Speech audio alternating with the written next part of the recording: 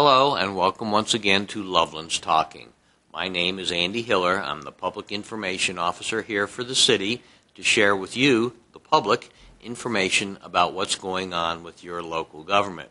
If you've been following the local news over the last few months, you know the city has been actively working on a financial sustainability strategy to deal with an anticipated gap in city revenue over the next few years, basically $3 to $3.5 million gap between anticipated revenue and expenses. Well, that strategy has been developed and approved, and it's a bit complicated. So here on Loveland's Talking this month, we're going to move to a presentation by City Manager Bill Cahill explaining that strategy in some detail. Bill is speaking to an audience of city employees here in City Council chambers. So once again, here's City Manager Bill Cahill. Well, again, thanks for coming. I'm going to try to perform especially well today for two reasons. One is that we're on TV today. This is the first. You're not live on TV. This will be taped. Still time to go out, check your hair and makeup. And the other is my boss is here. Rochelle is attending today, so I have to be good. The point of today's meeting is to bring folks up to date on what's happened in the financial sustainability process, which we've been engaged in for several months.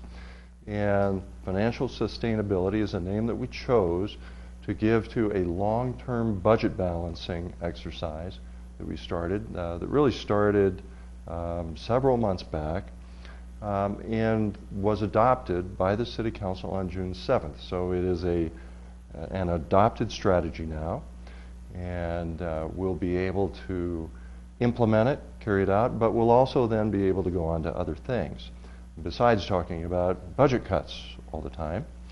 And I also wanted to let employees know specifically what things in this strategy affect you the most, and so we're going to deal with those in some detail and then go on and talk about the future and where we go beyond here. But to look at what has happened in terms of process, we went through a series of steps to try to deal with a $3.5 million budget shortfall in the general fund. And there are a couple of things that we'll say right away.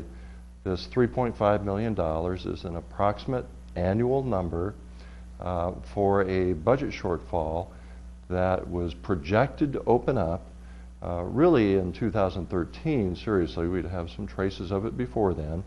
And then it would continue year after year after year as far as the eye could see. So it wasn't just a one-year problem. This was a permanent structural problem. According to our financial projections, it was going to occur. The other thing to think about or to understand is that if people say, oh, you're broke, you've got a $3.5 million deficit, that's not quite exactly true either, because that's not what we have this year. This year we're balanced. In the future, this would open up. So what we've done here is to plan for the future and anticipate the problem and arrest it before it occurred. But we started out in this process by defining that problem and telling people what it was.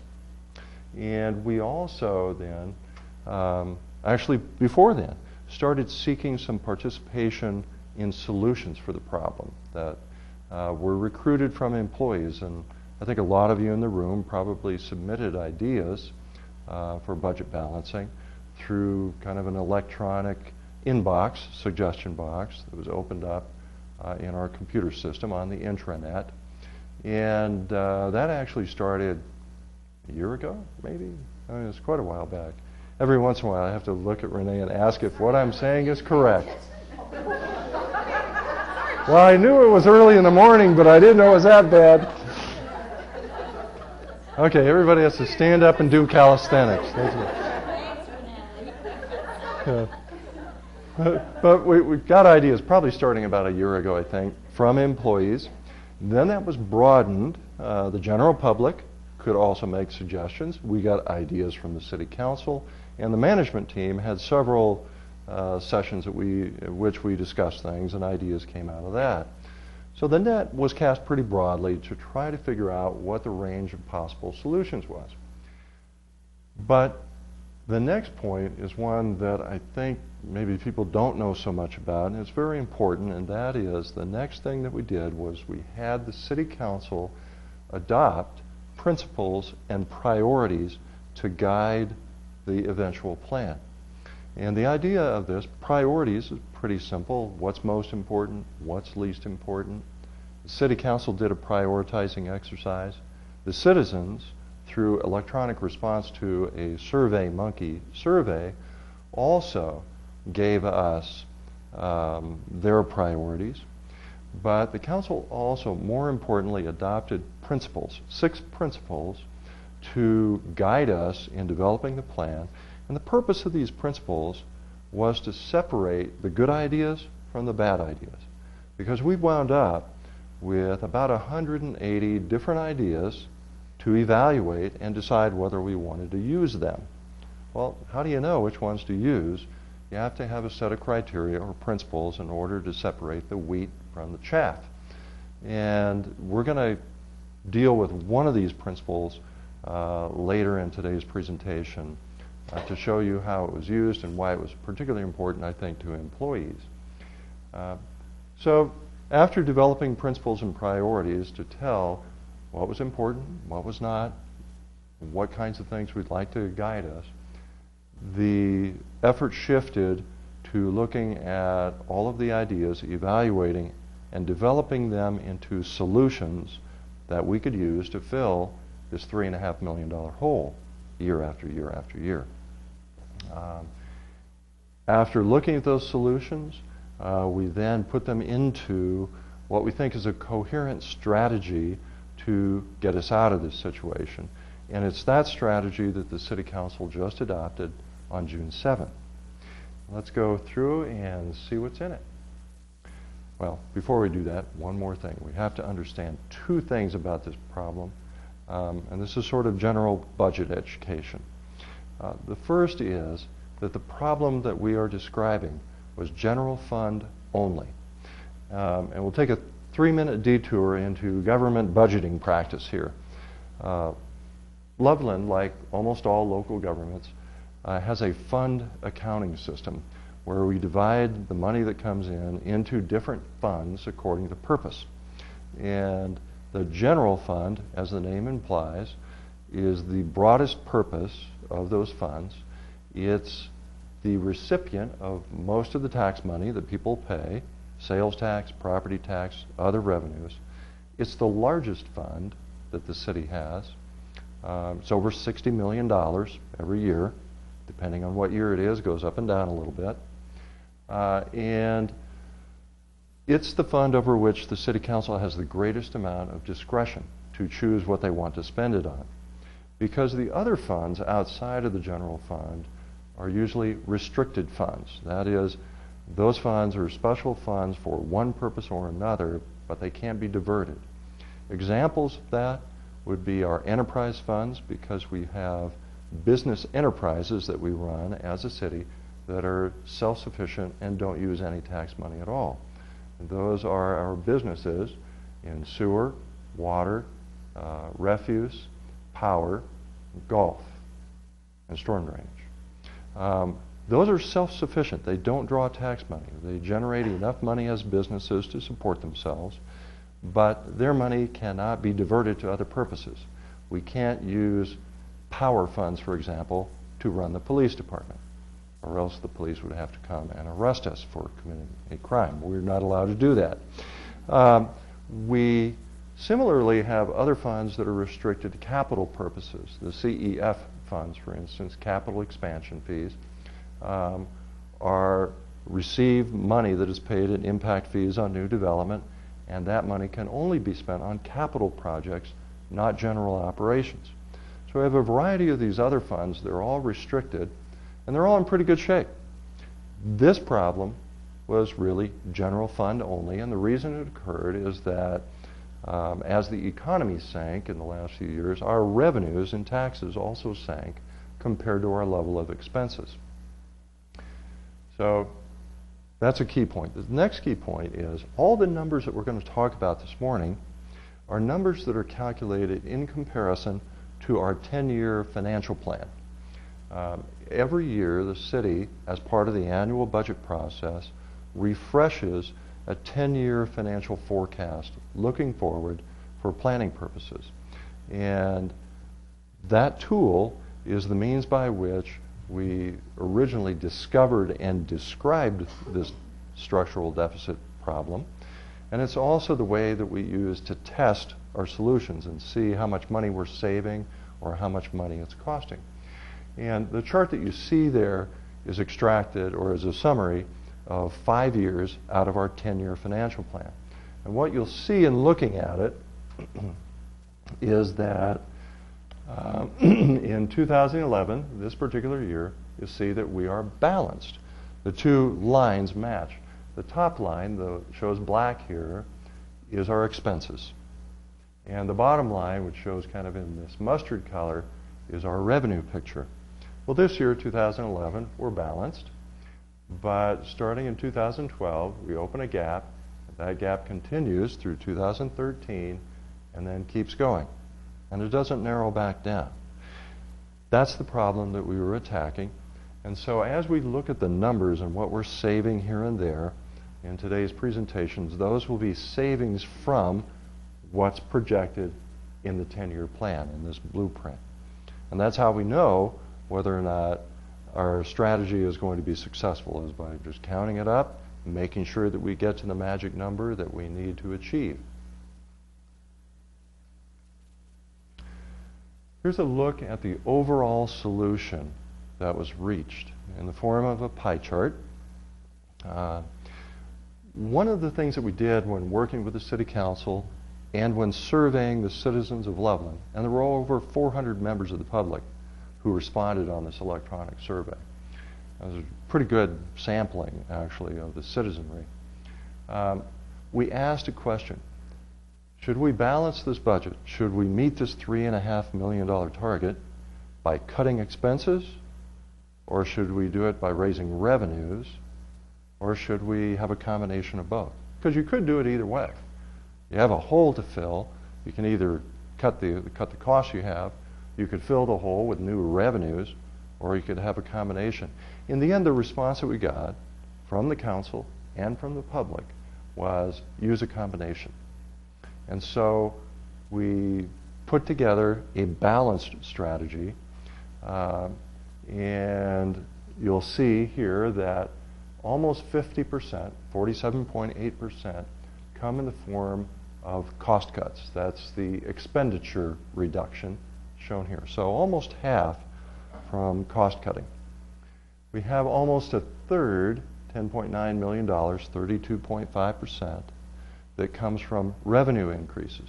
Now, notably, these revenue increases are not new taxes that have to be voted on by the citizenry here in the community. They are mostly fees and charges that are paid by users of various things. And you'll see that in a few minutes. A little less than 20% is shown as compensation and benefits. And this will be an area that's of particular interest to all of us here in the room. And remember that that money, along with the rest of these, is not necessarily absolutely reductions. It's differences off of the financial projection, because we're making really two adjustments in employee benefits, and then the other money, the bulk of it, has to do with the way that we are going to return to normal in terms of employee salary increases. And we'll drill down into that in some detail in just a little while. One thing that we ought to think about as we look at this question of balance, how much is cost cutting, how much is revenues, is that whether you like one of these methods or another pretty much depends on your perspective from where you sit. And I will tell you that if we go outside the organization and ask the residents of the community, how should we balance the budget? We tend to get the answer, you should cut costs. If we ask inside in an employee meeting like this one, there's a strong tendency to say, well, what we ought to do is raise revenues. And we just all have to be aware that there is that difference in perspective depending on who you are. And let's acknowledge that, because in employee meetings that we had during the course of this whole project, you could see from the response of groups within the city that there was really a longing to be able to solve this problem only by obtaining additional revenue. That isn't where we got to, because that's not really the will of the community as expressed by the council or the citizens. And it's also fair, very fair, to look at cost reduction before we look at revenue increases. So that's kind of the balance we got to. Now let's show you what it's composed of. We're going to start with the cost reduction side. And there's 2 slides here, and there's a lot of lines on them. We will try to go through them fairly quickly. And then we'll do the revenue part. What you see on the chart in front of you is each item that was identified, and then a year 1 value. That's how much we will save in the first year, 2012. And then you see a value over a 10-year period, because we're looking at a long term. Let me return to the word that we're using to describe this whole process, which is financial sustainability. The objective here is not just to make 1 year's cut and then restore it the next year. That's not what this is about. What we were seeking were changes that we could sustain over a long period of time, reductions or increases in revenues that, if they were permanent and we lived with them forever, we would still be happy, because it's not a 1-year problem, and a 1-year solution won't suffice. So let's start with the top. Building maintenance, reduction in mats, rugs, etc. This is one that's kind of interesting, because I think most people probably don't think about this very much. You drill down deep inside the budget, and we spend between $25,000 and $30,000 a year changing out the mats and the rugs at the doors to our public buildings, because they get dirty, especially in the winter, and you change them out. But probably nobody would have guessed before starting that we spend that much money just changing out the rugs at the entrances to the buildings. So we're going to reduce that to a level that we think that we can still live with as an acceptable level of service. We saved $10,000 there the first year, and over $100,000 over the time period just doing that. Second, reduce the number of vehicle allowances. There are a small number of people in the organization, senior managers primarily, who, instead of getting paid mileage per mile when they drive their car on city business, receive a monthly allowance. And what we're going to do is, over time, reduce the number of those allowances. And that will happen as positions turn over, people retire, or leave the organization. The succeeding positions will not have vehicle allowances. And so the year 1 value is an actual savings that we've already captured by someone leaving. And over time, that will save us about $100,000 in those vehicle allowances. Revise the take-home vehicle policy. We have a lot of vehicles assigned to city employees that go home with the employees at night.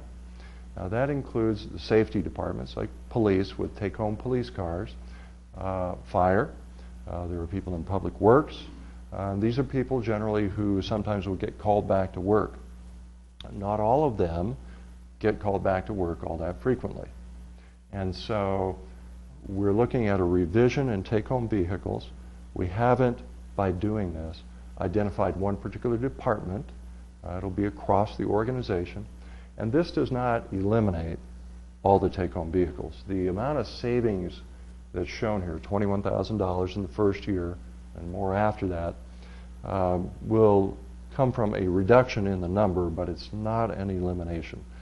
There will still be take-home vehicles in departments for people who get called in and have to respond to on-call when they're out. The next one is kind of an interesting one, which is food provided at meetings. This is an area where the city's already made a number of reforms and reductions. A few years ago, we actually tracked this separately in the budget for how much money we spend on food at meetings. City council meetings, planning commission meetings, other boards and commissions, staff meetings. And if you looked at this number a few years ago, the city was spending well over $100,000 a year on food for meetings. That's already down this year to about $80,000, so it's coming down. And what we're proposing to do here is to take it down further. This one is, to my mind, kind of an easy cut to make.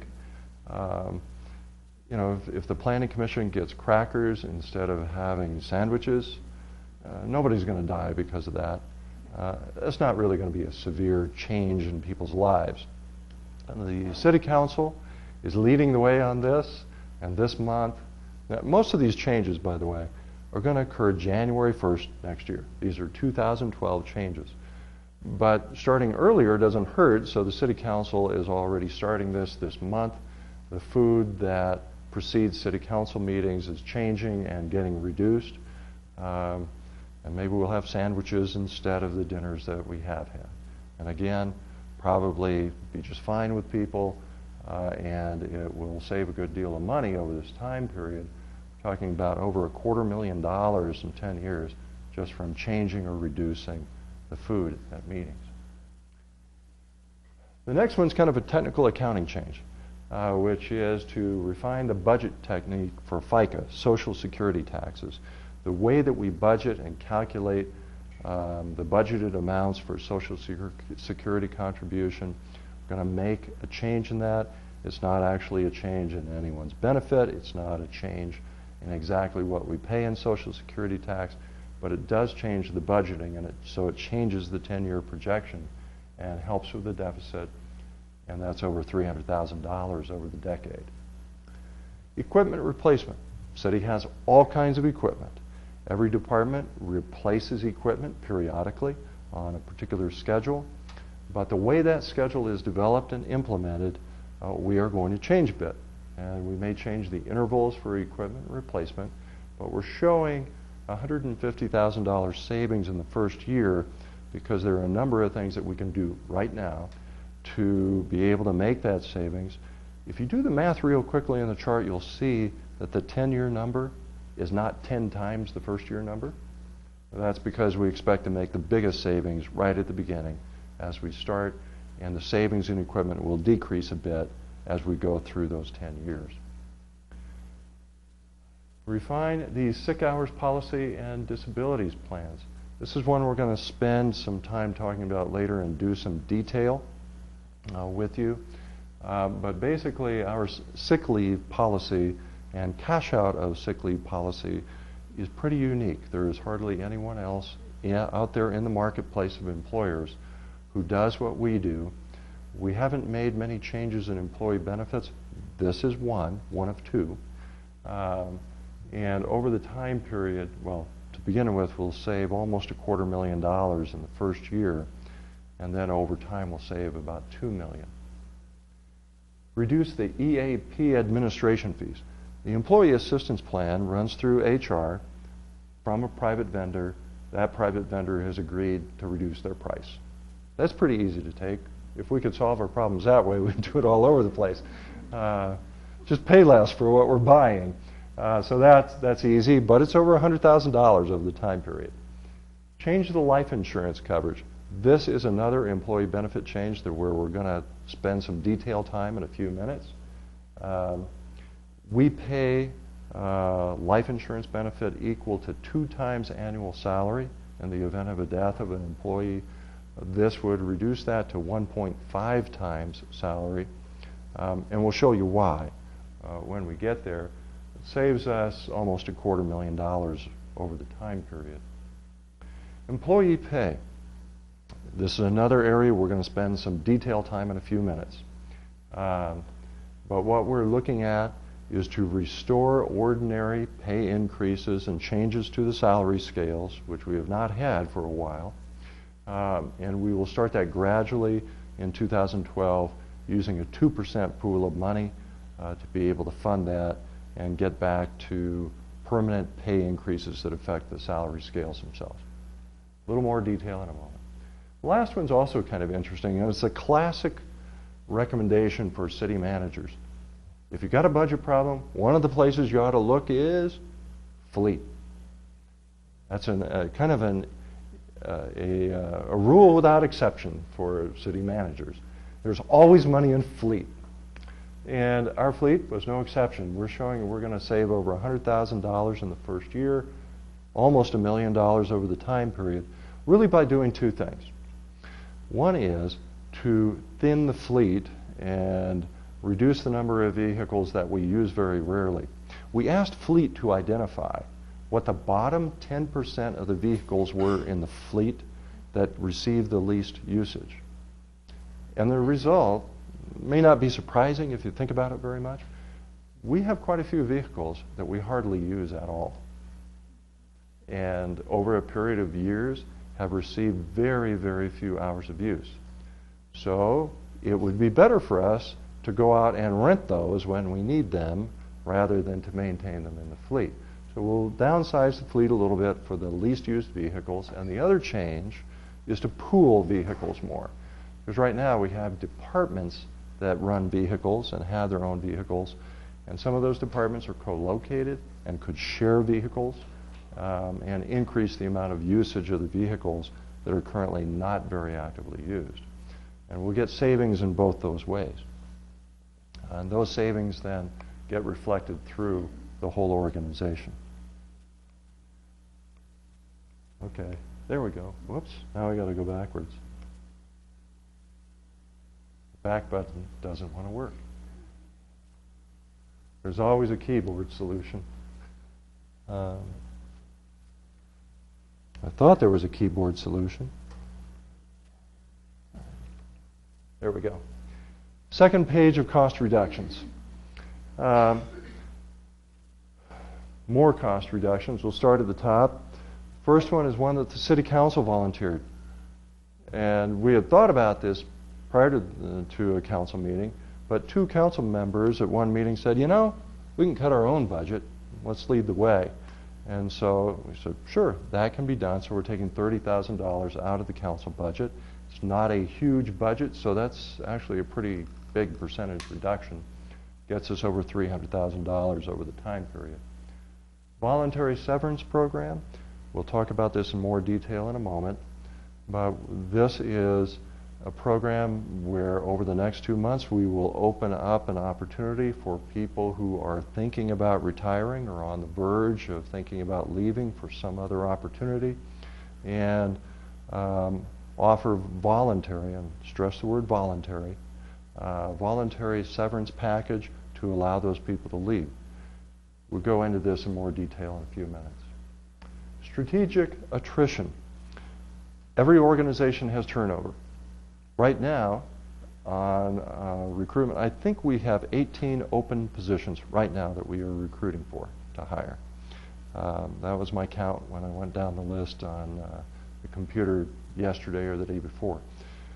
As attrition occurs, as people leave and vacancies open, we're simply going to evaluate every vacancy to see if, number one, does it need to be refilled? Number two, if it does, then can it be refilled at a lower level? Or can the functions and activities be reorganized? Take a look at our organization for maximum efficiency and see if there is a way that we can reorganize to do without that position. This is not going to happen a whole lot, but it will happen some. The number that's shown in year one here is $134,000 savings. Those are real numbers. Those are positions that have already been vacated that we are not replacing, or that we are replacing at a lower level. And so that's a real number. Over the time period, we expect that this is going to have an effect and really be implemented over the first 4 to 5 years of the strategy period. And then after that, we anticipate that'll slack off. We're not counting on savings in the farther out years from that source. The numbers here are pretty big, but it's not really that many positions. I think for the $134,000, that reflects, I think, 3 transitions this year. that we're already doing without, and we seem to be doing okay. By the time that we got to that line, this is about 6 to 7 weeks ago in this whole process, and we had made it to $3 million in what we were doing. We still needed $500,000 more. So the next line is line item reductions in all general fund departments. And what we did at that point to get the last $500,000 is we sent out a call to each of our general funded departments and gave them a target for line item cuts and said, we need to make the last $500,000, and we'll give you a target to take out of your department's line items and get that last $500,000. And we said, be sure to pick things that you think you can live with for a long time, because this comes back to sustainability. It's not a one-time exercise where we cut this year and then next year we say, well, we've got to have that back. We can't live without it. So each department was given a target in proportion to its size that's funded out of the general fund. And it was also then, their targets were adjusted for priority, because remember, the citizens and the city council both expressed priorities to us. And I'll give you an example. It's the biggest example of how we use this priority setting here to get the last $500,000. By far the largest department in the general fund is police. But police was also the #1 rated priority by the city council and by the citizens. If we had assigned a target to police for cuts for this $500,000, the target would have been about $200,000 mathematically. That's their share of what the department should contribute to fill this hole of $500,000. But because it was the highest priority department, we adjusted the target down from $200,000 in cuts to $100,000 in cuts. Cut it in half. Fire, also because they were the #2 priority, public safety is traditionally the highest priority. Anytime you survey the citizens or the council, you're almost always going to come out with that answer in any town across America. They also got their target reduced from $75,000 to $40,000. We had a couple of departments that came in actually offering more cuts than the target because they had identified within their own operation that they could achieve some operational efficiencies and they could get by without some things. And I was very grateful for those departments. Anybody who wanted to volunteer extra, that was a great thing. And I'll particularly salute Public Works. Hooray for Public Works. I think they gave us a little more than they needed to. Now, the fact that we reduced the target for a couple of these departments, though, did not mean that we had to raise the target for others, and here's why. There are a couple of areas of the budget that are general funded that are not departmental. One of them's at the top, City Council. City Council took really a big bite out of their budget, way more than what their share would have been. The other is that we have an area of the budget that a lot of people don't know about. It's not very well known. It's called non-departmental. And as the name implies, it's not associated with any particular department. But it consists of a number of things, but a large part of it is discretionary money that is really subject to the discretion of the council or the city manager. And in particular is designed to allow us to respond to requests that we might receive during the course of the year from people with worthy causes. And they come and ask. People come in. Rochelle is smiling. She gets these first, then she brings them in. Gee, do we want to give $3,000 to this? Do we want to spend $10,000 over here? A group just popped up. They need $5,000 for that. We took a big whack out of non-departmental. $130,000 reduction. So 130 out of the 500 is actually from that source. And I will tell you what that will mean. It will mean that we won't be able to be as generous in responding to all these requests that come in through the course of the year in the future. So as a city manager, I'm kind of tying my hands, my own hands, in my ability to respond and be the nice guy. And so in future years, if somebody comes in and says, I need $5,000 for this, our response may be, we really don't have that money anymore. Let's help you figure something else out. So we are reducing our flexibility to be the nice guy. That's the last one on the chart that has a value in year one. After that, all the year one values are zero. And the reason is that those are longer term ideas that we will get some savings from in future years, but we're not counting on anything in 2012. And let's take the first one as an example and show you why. Airport self-sufficiency. We talked about the enterprises earlier that are financially self-supporting with no tax money, like power, water, and so on. Airport is almost self-sufficient. It's not quite there, but our airport is also a business with customers. They rent hangars, they rent land, they receive payments from the airline, and our airport is co-owned with Fort Collins. So anything we do with the airport, we also have to get Fort Collins to agree to. And what we're proposing here is that the airport will become self-sufficient. It's not a big drain on the general fund right now. We only give it $85,000 a year. Fort Collins likewise gives $85,000 a year. But we're so close to being self-sufficient, and our airport has such good opportunity ahead of it for growing its business that we think we can make it a self-sufficient business. It won't be in the first year, but within 4 or 5 years, pretty sure that we can get it there. And it's part of the long-term operational plan for the airport. Electronic newsletters. We send out paper newsletters for the city. We'll look at transitioning those to electronic, which is a major savings in paper, postage, and other things. We have two similar things next, Rialto and Museum, and pushing up their cost recovery targets.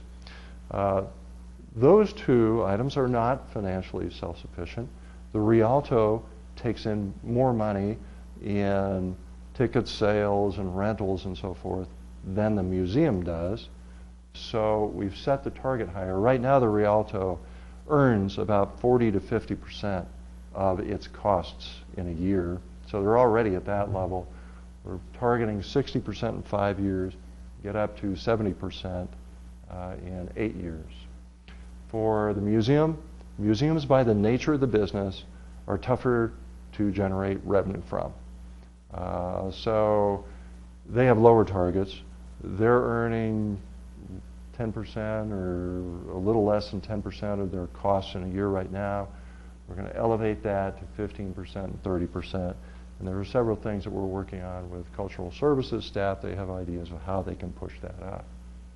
The last one's an interesting one too, Mahaffey Park. Mahaffey Park, we own the land for already, west of Wilson Avenue around 29th. It will be a large-scale park, but its development has been anticipated for a long time, but not accomplished, about a decade. And there are two reasons why it hasn't been built yet. The first is that in some of the early years it was competing for capital project money with other projects, especially Fairgrounds Park, and we went and did the other park instead. But in recent years, the reason it hasn't been built is because we could figure out the money to build it, but we didn't have any money to operate it once it was built. And it wouldn't make much sense to go ahead in that situation. The 10-year financial plan, until now, has shown that we would need to add, in a future year, about $250,000 a year to operate Mahaffey Park. And so, I think it's in the year 2015, if you were to look at the current 10-year plan, it's published in the budget, you would see that there's a bump up in 2015 of $250,000 as we add the operating costs of Mahaffey Park. That was one of the causes of this deficit. It was $250,000 out of the 3.5. What we have found through closer review as we've gone through budgets for this line item exercise is that we can actually find the money inside the existing Parks and Recreation Department budget to operate Mahaffey Park. And so we actually can get Mahaffey Park built and open faster than we thought we could, and we will be able to achieve a savings off of the projections of over $2 million over the 10-year period. So that was a big item on the cost side. I'm going to stop for a minute now, catch my breath, and ask if you have any questions about this cost-cutting side, because next we go on to revenues. Questions, issues, what you've seen so far? Yes? Will there be any adjustments made if there's changes in the next 10 years? Revenues increase, or will the Yeah. It's a great question. Because are we going to make changes in response to economic conditions as we go through this? If the economy gets better, are we going to change up? If the economy gets worse, are we going to change down? And the answer is yes. This is a blueprint or a roadmap based on what we know. Pretty darn sure this is going to suffice for us.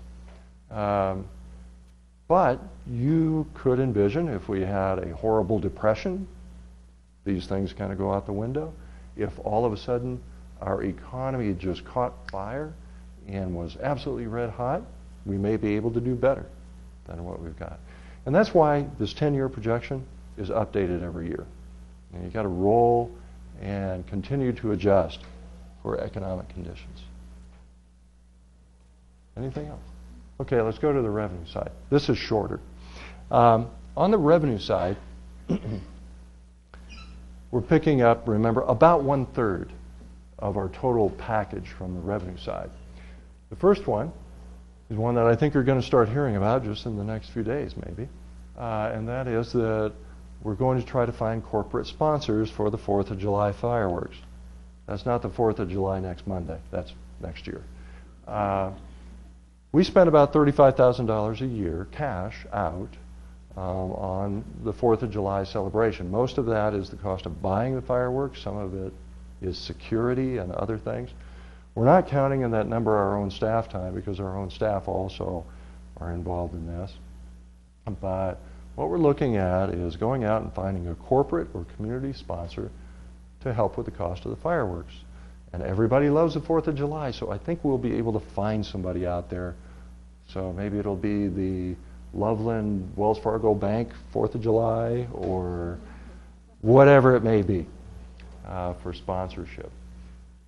Cultural services fee changes. This is one, besides looking at pumping up the cost recovery, cultural services have been able to identify where, with some fee changes that we would put into the fee table this year, we would be able to generate $37,000, and then going out, that's over $380,000 in 10 years. A lot of these, you'll see a repeating theme, and the theme is this: users should pay for the services they receive. There's nothing really radical or revolutionary about that. That's been a long-term trend in local government finance for 40 or 50 years. But as we go through our fee structures, we find a lot of places where our current fees are not recovering our costs. So the next one, right-of-way work permits. As developers and builders build things, put in new sewer lines, water lines, need to make other improvements, they come in and they tear up our streets. Then they patch them up again.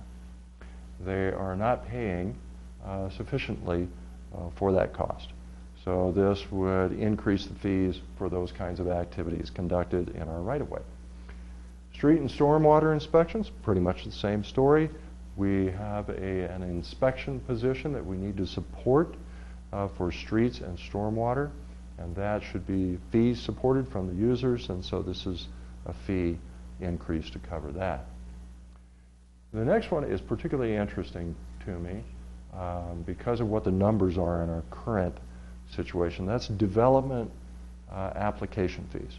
Somebody wants a plan amendment, zoning change, somebody wants to pull permits for development.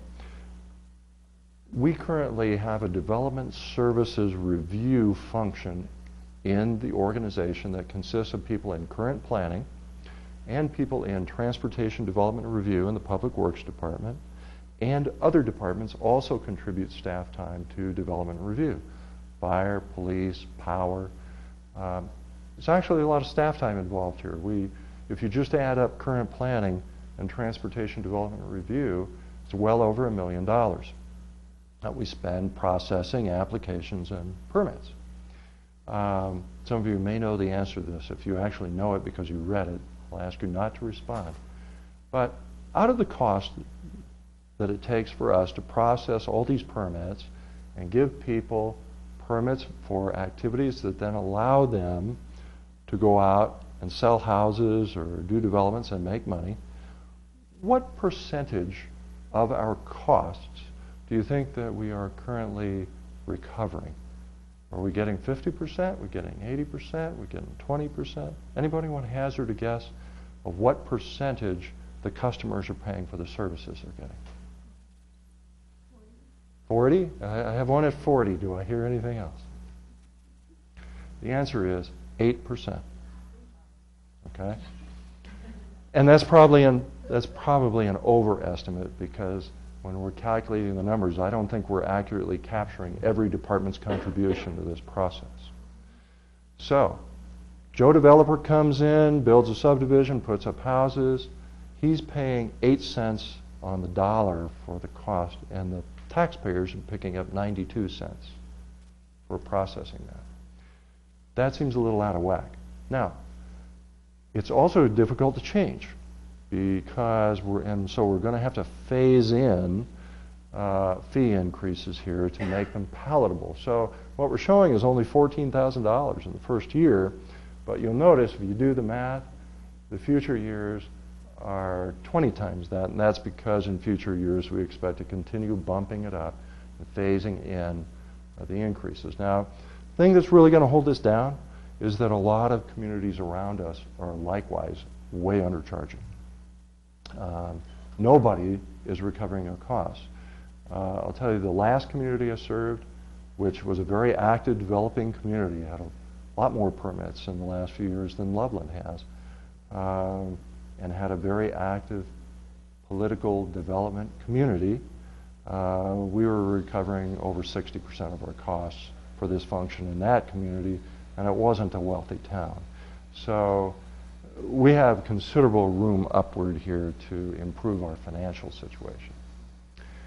Street maintenance fee increase. This is what you pay on your monthly utility bills. Currently, these fees cover 50% of our street maintenance program. We'll bump these up to cover 60%. That'll help out the general fund. Facilities rental fees. Here's another one. It's kind of like development application fees.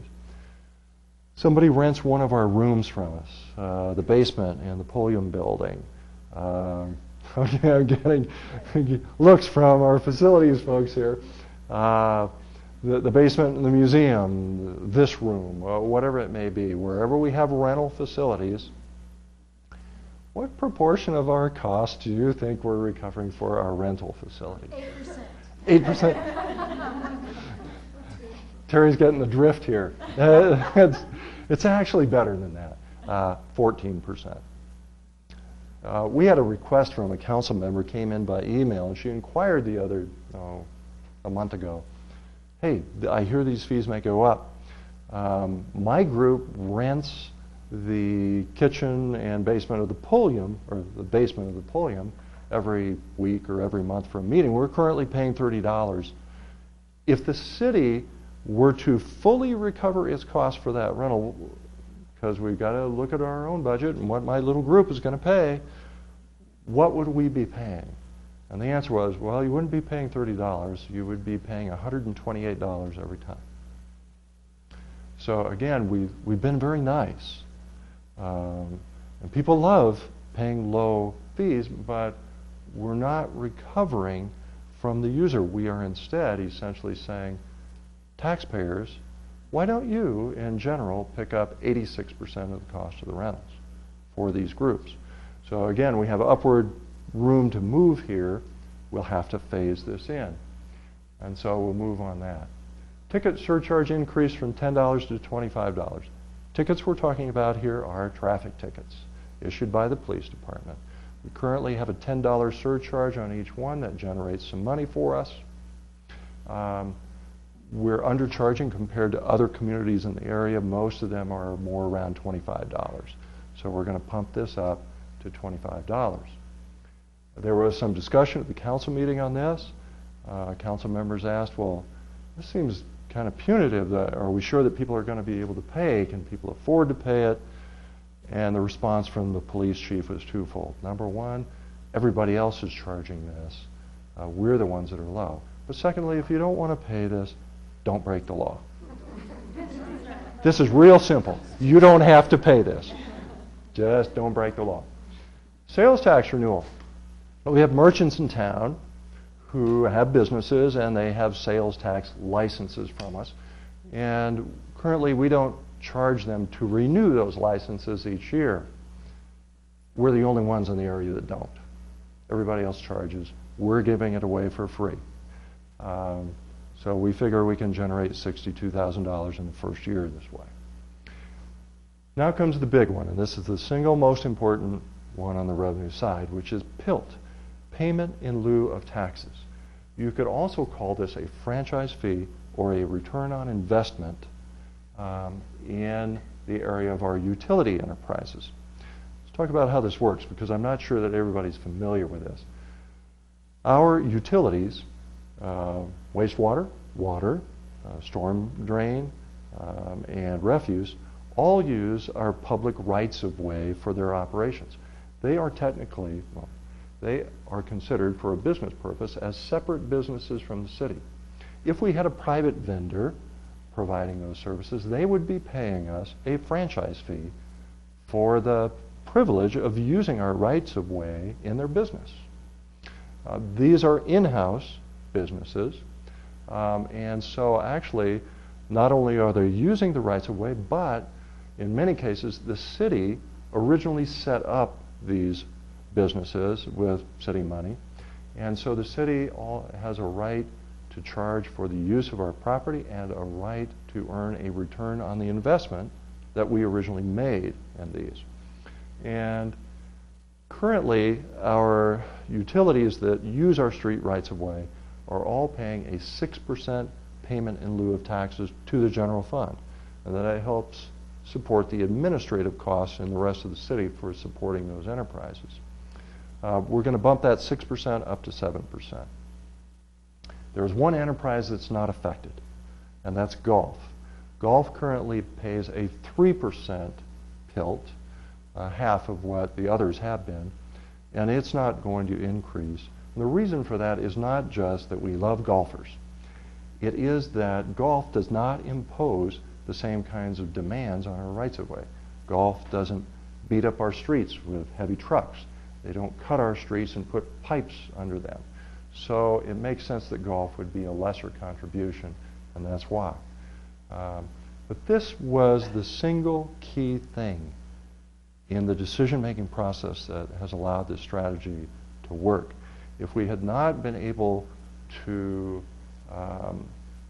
have the council agree that this was a good idea, we might still be working on this, because that's a big number. Last one is, again, a user fee thing.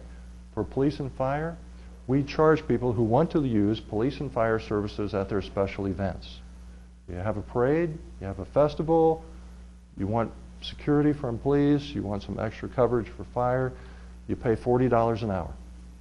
We haven't updated that for a little while, and our costs are actually higher than that. So we're losing money on that. And again, those users, whereas this is probably not going to be a huge bump in the price here, but we're figuring that we'll pick up $10,000 the first year, $100,000 over the time period by increasing those. Let me stop at this point and ask, any questions on the revenue side? Yes? Have you factored in this incentive by developers, for example, choose not to do that, or a user decides, well, I'm not going to do it? Yeah, that's a great question, because we're operating like a normal market here. You raise the price and you have fewer customers.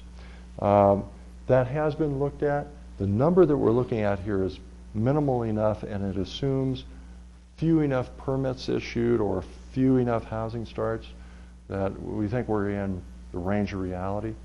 If the economy improves and people want to build more homes and so on, that number could go up and should. Other questions? I think there was, yeah. Dawn.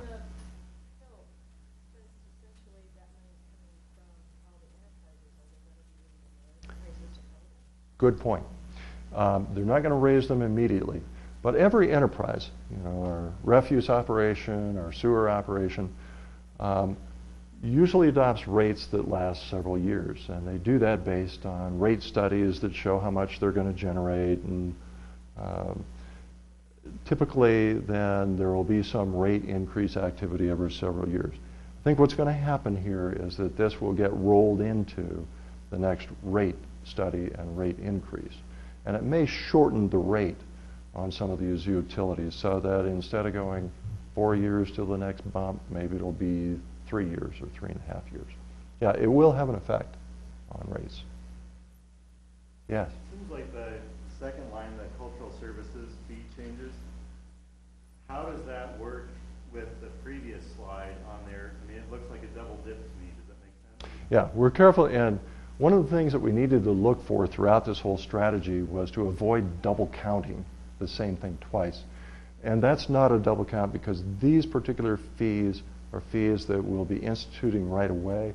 The others are a general increase beyond that in terms of cost recovery percentage.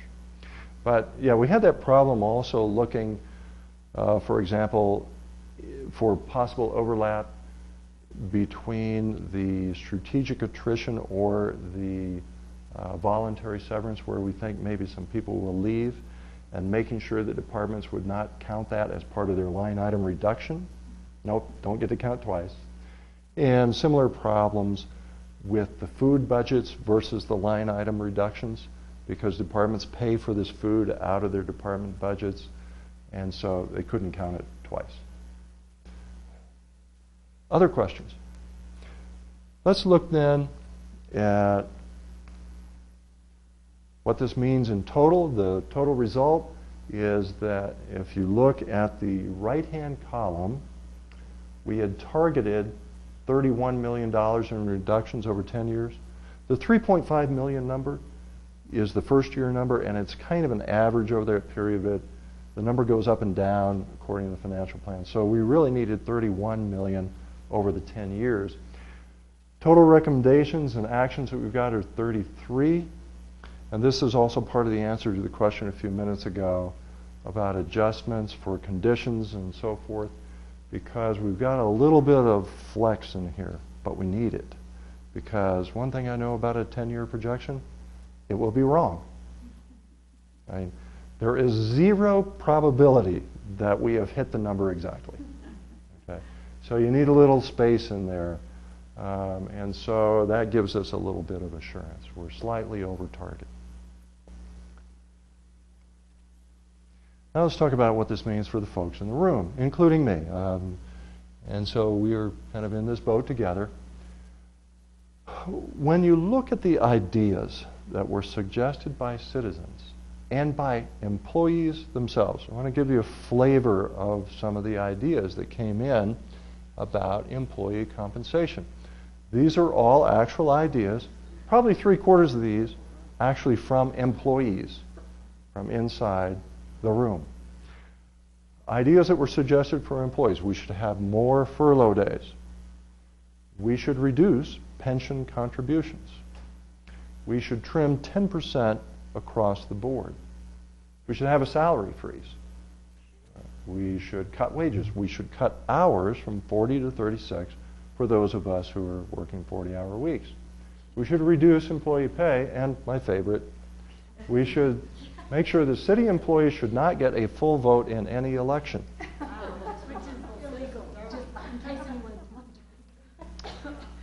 These are all ideas, and some of them were reported or repeated more than once. There were multiple suggestions, and I mean, you think about it, this is pretty natural. People are going to suggest, oh, you got a shortfall, just cut everybody's pay. And so these are all suggestions that came in, and we're not taking any of them. Okay? We're not taking any of these. And we'll talk about what we are taking and why, because there were others, and there are 2 other ideas in particular. The ideas that we are adopting are, first of all, reduction in the life insurance coverage from 2 times salary to 1.5. And you remember, if you go back to those slides, and by the way, all the material, or a lot of this material, is already available to you. It was emailed in the strategy document to all employees, and it's also posted under the finance department portion of the intranet. So all those cost items, reductions, and tables are all on the computer. You can find them. But that reduction saves us almost $250,000 over the 10 years. The other is the sick leave policy to reduce payouts. Now, the reason that we picked these two, but we did not pick salary reductions, furloughs, and those other ideas, is because, and here we loop all the way back around to the process description, because of one of the principles that was identified by the City Council and adopted by them. This is principle number 6 in the plan. Maintain the city as an employer of choice, able to attract and retain high-quality employees. This principle says we're not going to take this all out of the employees, because if we did, we would not be able to keep our good employees, and we wouldn't be able to hire good ones either. So, as a sustainability principle to make sure that our organization can continue sustaining itself, it's not appropriate to take this out of employee compensation, and by so doing, reduce our ability to keep folks. But we chose these two because they were consistent with this principle, because we don't think that making these changes will change our ability to attract or retain good employees.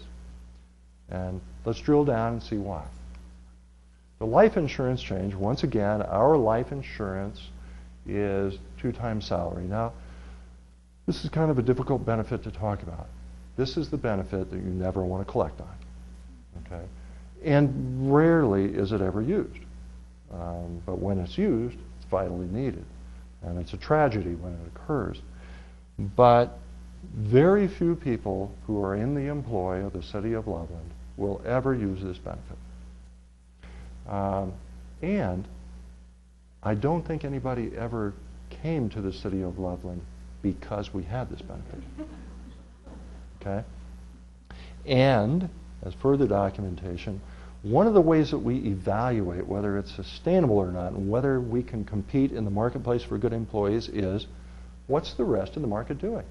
What are their benefits out there? What's the broader world doing? And what the broader world is doing is that almost everybody else either pays 1 time salary or 1.5 times salary. And we surveyed other employees, cities and counties, and there was one other in the survey that we could find that paid twice annual salary, and that's the city of Arvada. And so don't everybody rush out the door and go to Arvada. See, I don't think people are going to move for this. Now, that doesn't mean that we just want to take things away, that we're prisoners here, but you have to evaluate if we have a $3.5 million hole to fill, and if we have to take some of it from employee compensation, where can we go that won't hurt our situation and that won't be as big a deal to people, frankly? And this was a place to go. So what we're going to do here, and remember, these changes are going to become effective January 1. So through the rest of the year, we have the same policy. January 1, we'll go to 1.5 times annual salary.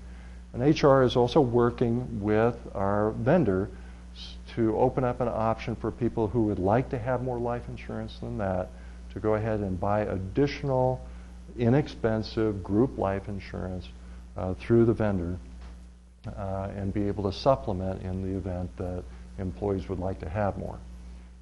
So that's kind of the reasoning behind the change in the life insurance. If we've got to cut somewhere, this was pretty good place. Next one, and this is a little bigger, is the sick leave change. Let's first talk about what our sick leave policy is right now. Right now, what you get is 64 hours of sick leave a year. And you are allowed to cash out 50% of your sick leave that's accumulated each year You get a cash out opportunity for half of it. And you can even draw that balance down to zero, leaving yourself with no sick leave. So you take it in cash, but you don't have any sick days left. There's some fine print too. For those who have been here longer, 1995 and previous, you've got a different system. You're kind of grandfathered into it. But the system I'm describing is the one for employees who have come in the last 15 years. This is a very unusual system. There are two things that are strange about it. One is 64 hours accumulation a year is a very low number. That is not much compared to what the marketplace offers. The second piece is this idea of being able to cash out all the way down to zero, which is frankly unheard of. We've surveyed the marketplace. No one does that. I've worked in 4 states, a number of different places. I've never heard of it before. It's very unique. And so to think about it, let's go think for a moment about what's the theory of sick leave in the first place? Why do we have sick leave? What's the point? I think the theory of sick leave is to avoid financial hardship if you get sick. Okay, so if you are sick, you can stay home and you don't get a hit in the pocketbook. But wait a second.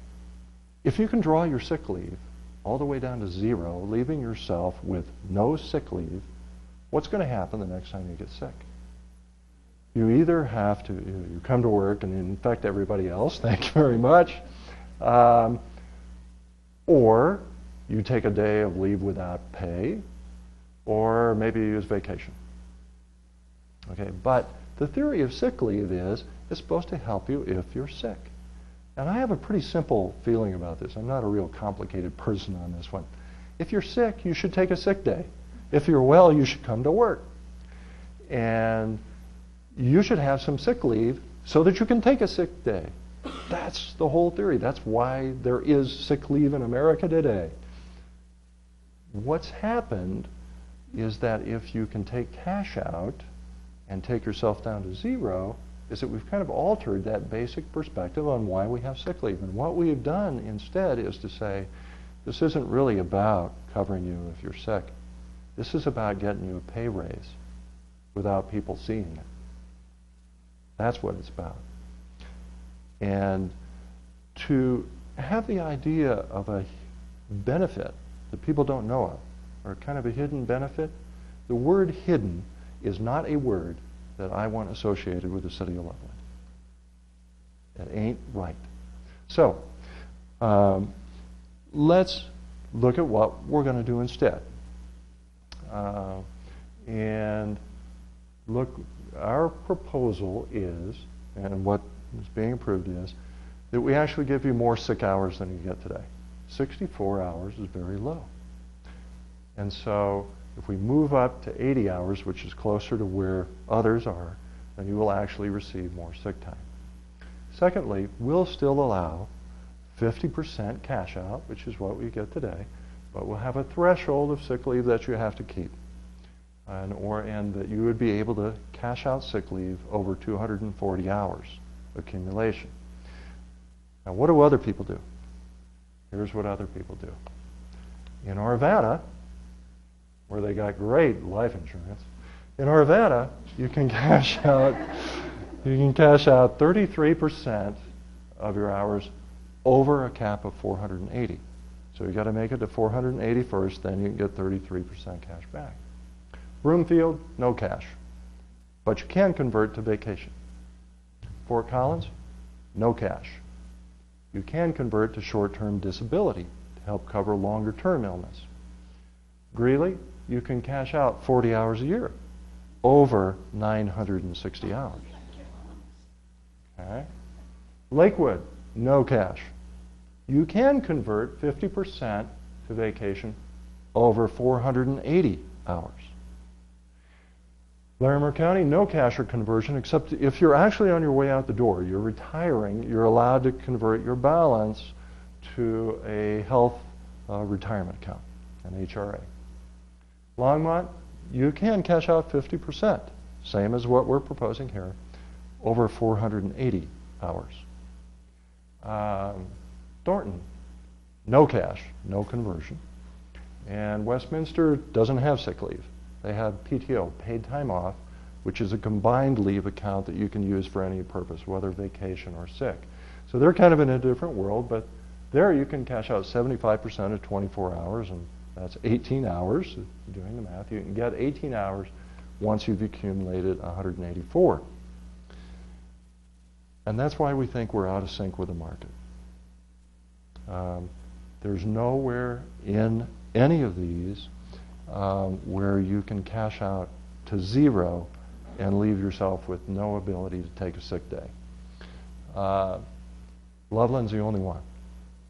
And these others, you'll notice that the limits that you have to accumulate to before you can cash out or convert in some way are generally higher than the limit that we're proposing. So what we're proposing compared to the market, 50% cash out over 240 hours, is still quite a bit more lenient policy than most of these other jurisdictions. And so once again, we come back to what's the principle? We want to remain the employer of choice. We want to be able to keep the people we've got and attract good new ones. We think this benefit level that we're proposing still is going to allow us to do that because it's better than what you get elsewhere. And it does give us a significant savings, particularly in the early years.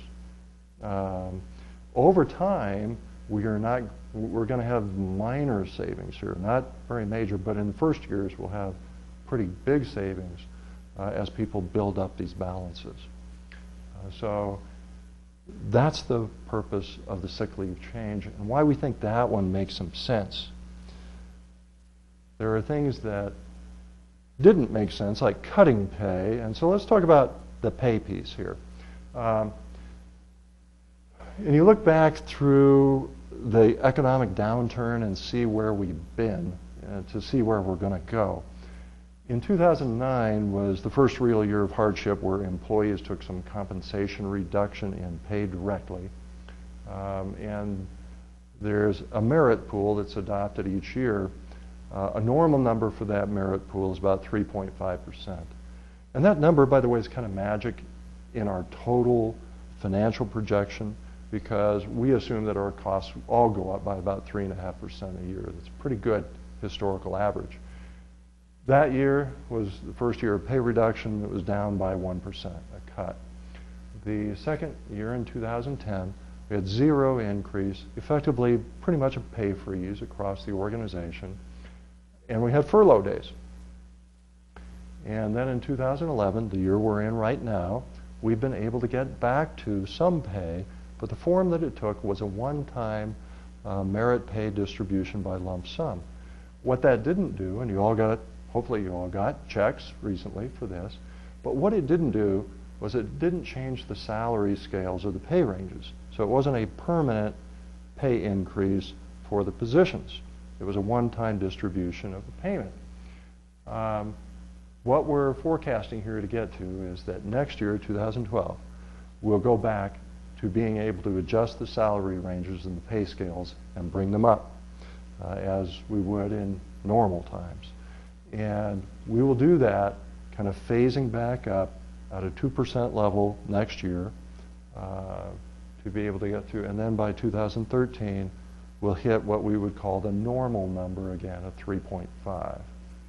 So we're going to come back up out of the trough that we've been in, get back to changing the pay scales and getting people permanent pay increases rather than the one time that we had this year. So that's kind of the plan on the pay side. Voluntary severance. I said there'd be more detail about this. Let's stress again, the key word here is voluntary. No one is being required to exit. In fact, throughout this whole plan, one thing that we were able to avoid, there is no reduction in force and no layoffs anywhere in this whole plan. The voluntary severance program would be a one-time payout for those who might consider retiring or separating from service. We will open the window later this summer. Could be opened by late this month and late July. More likely, we'll probably get it in August. And then there will be a period where you're able to apply for the program if you'd like to take advantage of it. And there will be screening on this because the point is to be able to make cost savings here, and we're going to make a payment to people who would want to leave. So the only way you achieve cost savings then is if the position is left vacant or if it is underfilled, if it's filled with a lesser cost position. So we have to screen the applications. And it'll be screened at the department level and at a central review committee level. And it'll be screened for two things. First is impact on services. Can we do without this position, or is it absolutely indispensable? If we can figure out a way to adjust services and compensate for it being vacant, then you pass the first test. And the second is, are there net savings here? Because if the analysis is, we still need to have that position filled, and in fact, we might have to hire somebody at a higher pay rate to replace, that doesn't pass the test. We'd actually lose money by doing that. That doesn't make sense. So these will be subject to screening for potential savings and for service impacts. I don't think this is a program where we're going to have 100 people going out the door. Our numbers here and kind of expectations, maybe throughout the entire organization, there might be 6 or 7 or 8 people. I don't think we're talking a real big thing here, but we won't know until we open that window and start looking at the potential applicants. There are going to be more details on this program forthcoming. The first detail everybody's going to want to know is how much. And I don't have that number for you today. We've been doing some adjustments and kind of looking at what it'll be. We hope it's a substantially enough incentive to allow somebody who might be considering a life change like this to be able to go ahead and do it. But I'd rather not name a number today because then it will just be wrong. And I'd rather have your information be accurate. That's kind of the whole strategy. That's the impact on employees. How do we make this real? It's already adopted by the council, so we've got the blueprint. To actually carry it out takes a lot of administrative actions. Most of them are going to be put in place with the adoption of the 2012 budget. So throughout the late summer, early fall, we will be doing that and getting it adopted by the council. Other changes that are downstream will take more years. And a good example of that is that airport self-sufficiency one. We won't get that done this year, but we'll keep aiming at it. Let's talk about what comes next. One of the other elements in the strategy is to have an upcoming election. We're not going to ask the voters to approve new taxes, but we are going to ask, we believe, for a TABOR override. TABOR, as most of you know, is the Taxpayers' Bill of Rights. The piece of that legislation, or that ballot measure, that applies to us and why we're looking at this is to have a TABOR override election. TABOR provides, among other things, that there is a limit on how much money each local government can keep and spend on its programs. And if you look at this chart, this compares how much revenue we receive in Loveland to what our TABOR limit is. And it goes back to 2002 when the economy was pretty good. You see all these years, the economy's good. The red line, red dashed line, is our actual revenues and our forecast revenues going forward. The blue line is the TABOR cap. So that's how much we're allowed to keep of the revenue that we collect, property tax, sales tax, other things. That's how much we can keep and spend. In order to collect, keep, and spend the money over the cap, we have to have the voters approve that. And so in 2002 was the last time that Loveland city voters approved a TABOR override. And they approved it for 10 years. So that ballot measure, 2002, it runs out in 2012. And that's why in these boom years that we had, we were able to keep and spend revenue over the cap. That allowed us to provide better government services, particularly police, fire, streets, things that were named in the ballot measure that we could spend the money on. Without that, we would have had to give money back that was automatically generated. We're not talking about tax rate increases. It doesn't make the mill levy higher, doesn't increase the sales tax, just allows us to keep what's collected. So in 2012, we're going to hit the point where our Tabor override expires. So the City Council has already said they'd like to go to the voters in November of this year, and we'll be taking material to the council to do this and allow us to keep and spend money probably for another 10-year period. We'll see what the council decides to put on the ballot. Now, the thing that you're going to notice on this chart is that the red line, our actual revenues, are projected to be under the Tabor cap. And so the question might arise, why do you need to lift the Tabor cap? You're not expecting to collect that much. Well, the answer is, look how close the lines are. Those lines are almost touching in 2014, a little farther apart out here, but it wouldn't take much to push us back over the cap in terms of actual revenue. If we had one major new retailer come in with significant sales, generating sales tax, it might push us over that blue line. If we had renewed economic growth in the community caused by more retail, by ACE, by you name it, we'll get over that blue line very quickly. So this is a preventive measure so that we won't have to give money back. And it's really difficult to figure out a good way to give money back once it's collected. How do you know who paid that tax? Very few local governments have had to struggle with that.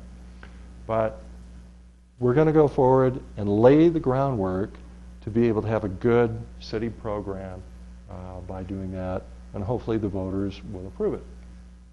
There are two other things that the council has said they'd like to look at that would generate more money for us in the long term. One is new revenue focused on new growth. Currently, new growth in the community, if you build a new house or some other structure, you pay capital expansion fees, CEFs. But those only cover capital costs. They don't provide costs for operations. So that's kind of the problem that we talked about with Mahaffey Park. We had money to build it, but we didn't have money to operate it.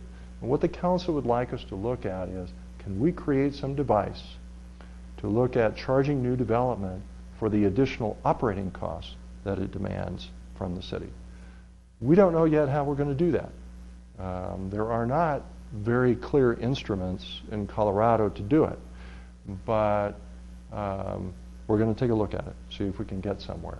Second one is infrastructure use tax. And again, this is one where if you build a subdivision, you build houses in it, you build roads, sewer, water, sidewalks, the developer or the builder pays a use tax, like a sales tax, on the building materials for the house. But the other items, streets, sidewalks, sewer, water, are not subject to our use tax, the way that we have interpreted it. Other cities do charge that use tax on the value of those other improvements. That would be a significant new revenue stream to us. Give us more money to do some program expansion and improvement. So those are things that we'll be looking at that will also lay down a better financial future for us.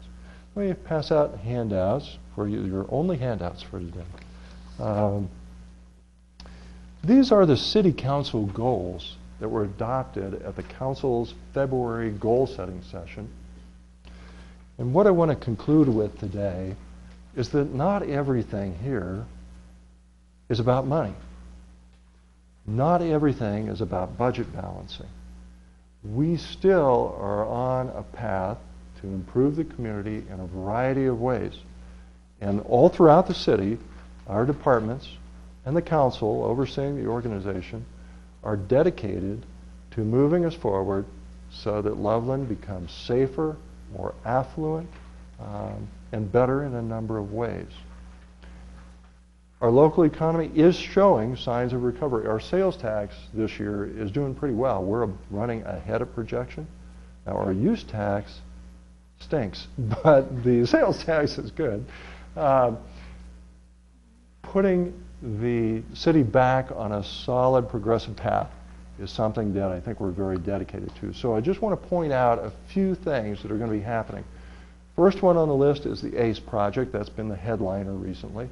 Certainly has taken a great deal of this organization's time and energy. As of last Thursday, we own the old Hewlett-Packard plant on 14th and Taft. We're in a 60-day period to negotiate to sell that property again for the ACE project to United Properties and CAMT. Critical question at this point that I've heard from some employees is, how can we be buying this property and doing this project at the same time that we have this $3.5 million deficit? And it's a good question. Here's the answer. Remember that the $3.5 million is in the general fund. It's not really a deficit this year, it's going forward. But it's all general fund. There's no general fund money in the ACE purchase. That's the easy answer. Where does the money come from?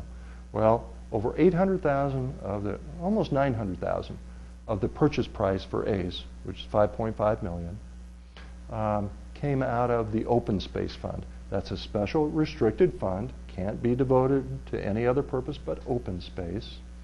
And we are taking 100 acres of river bottom land off of the Agilent HP property and converting it to public open space.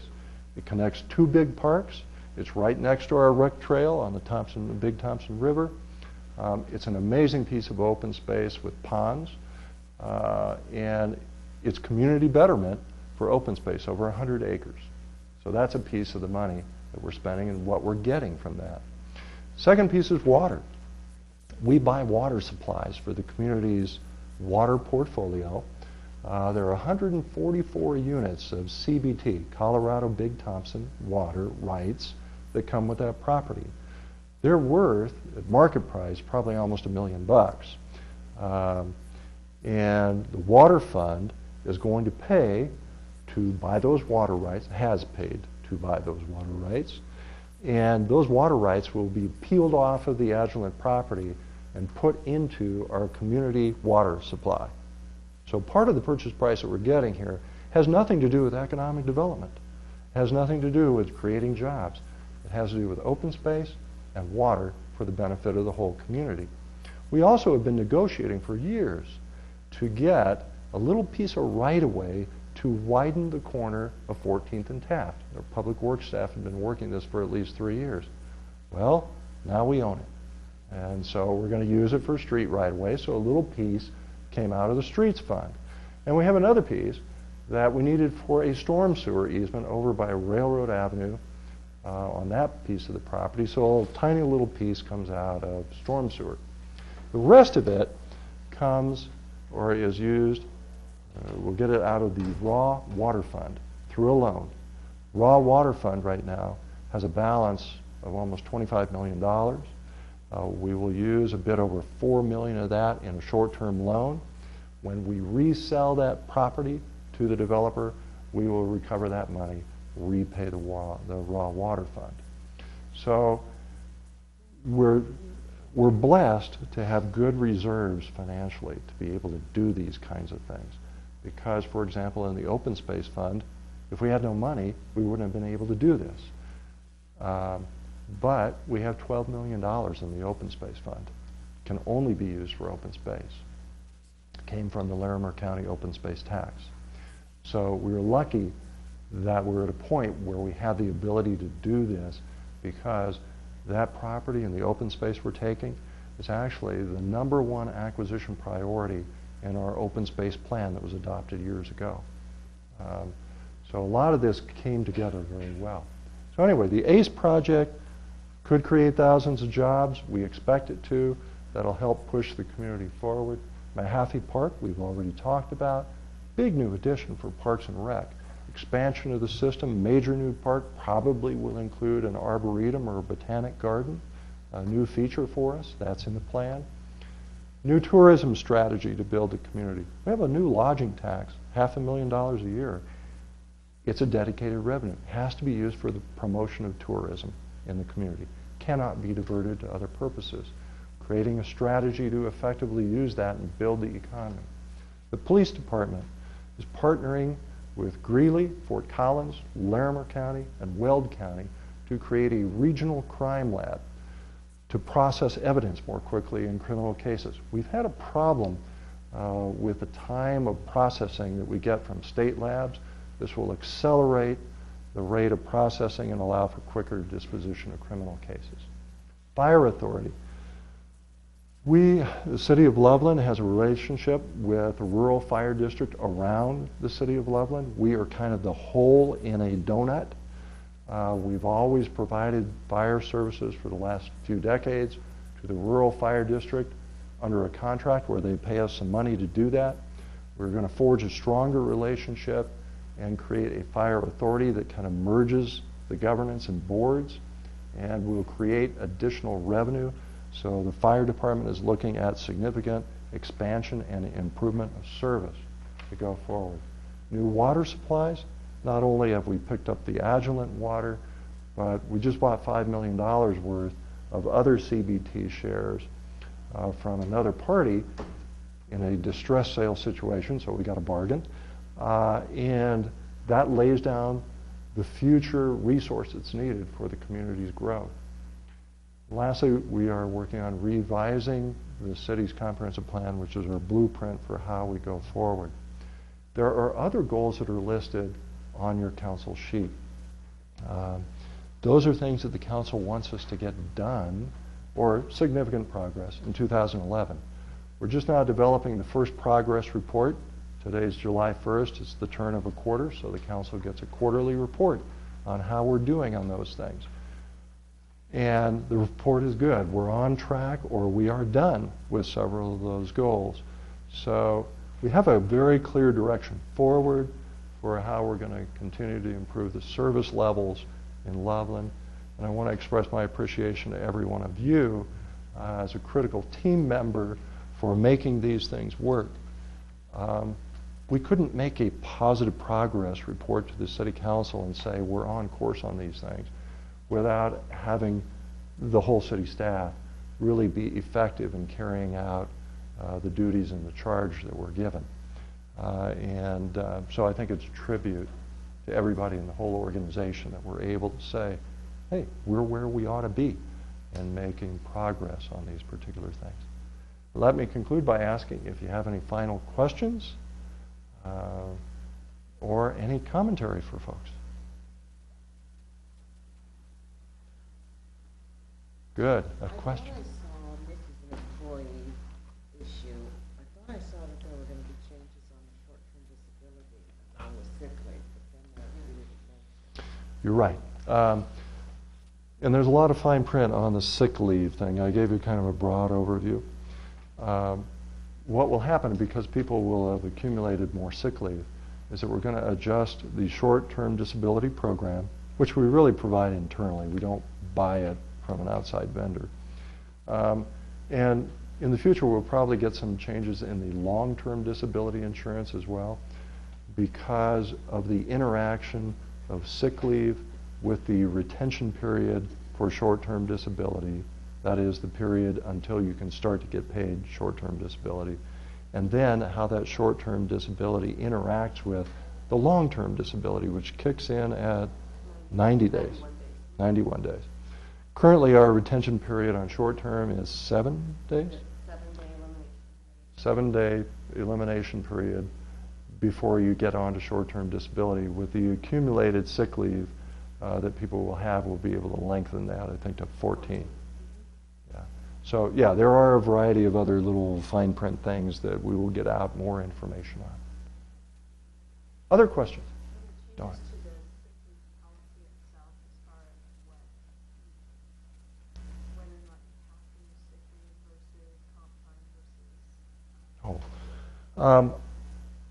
For that specific question, I don't think that we're envisioning other changes. We have had a couple of questions the last couple of days in these sessions about various other kind of fine points. And what is done is expose to us the truth, once again, that everybody's situation is a little bit different, and their benefit situation is a little bit different. So as we get these questions, we're going to have to go back and make sure that we continue to iron out the fine points of how this works. We had questions about people who have sick leave accumulated in the so-called old bank, pre-95, and how that works here. People who are post-1995 but have accumulated so-called bank hours versus current year hours. And we'll be working on all that. And Rita's just going to have a great time. Anything else? Yeah. This goes back to the ACE project, and does the City of Loveland anticipate creating or earning a profit on the sale of that property to the developer, or is that going to be a across-the-board type thing? Okay.